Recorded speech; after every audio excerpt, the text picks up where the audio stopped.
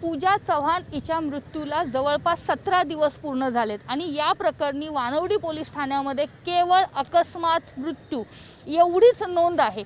तक्रार देण्यासाठी कुणीही पुढे येत नाही, त्यामुळे गुन्हा दाखल करता येत नाही असं आत्तापर्यंत पुणे पोलीस सांगत होते। मात्र या प्रकरणामध्ये भाजप युमोच्या वतीनं पहिली लेखी तक्रार केलेली आहे आणि ती लेखी तक्रार केलेली आहे भाजप युमोच्या उपाध्यक्षा स्वरदा बापट यांनी। आत्तापर्यंत पोलीस असं सांगत होते की यामध्ये कुणीही तक्रार दिलेली नाही, कुणीही पुढे येत नाहीये। तुम्ही पहिली तक्रार लेखी याच्यामध्ये तक्रार अर्ज जो आहे तो दाखल केलाय, काय म्हणणं आहे तुमचं?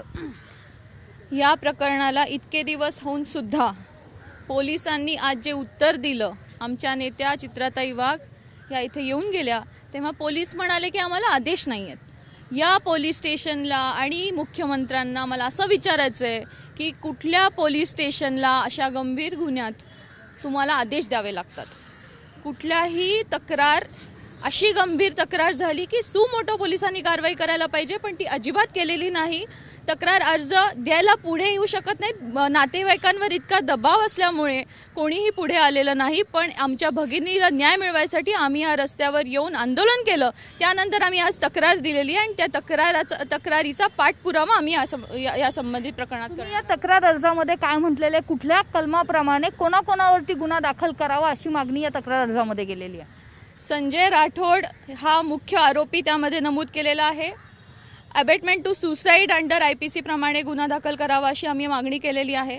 त्यामध्ये पुरावा आपल्याकडे 18 ऑडिओ क्लिप्स आहेत, सर्व माध्यमांकडे ते ऑडिओ क्लिप्स आहेत, त्यामुळे पोलिसांना तपास करायला काहीच अडचण नाही आहे आणि या तपासाचा अहवाल लवकरात लवकर कायदेशीररित्या आमच्यासमोर आणला पाहिजे आणि त्याहून पुढे कारवाई करून त्या संजय राठोडला अटक करायला पाहिजे अशी मागणी आज आम्ही युवा मोर्चा म्हणून करतोय।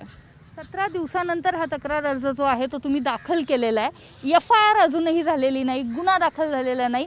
काय वाटतं पुणे पोलिसांकडनं आता या तक्रार अर्जानंतर पुणे पोलीस किती दिवसामध्ये ॲक्शन घेतील किंवा त्यांनी घेतली पाहिजे?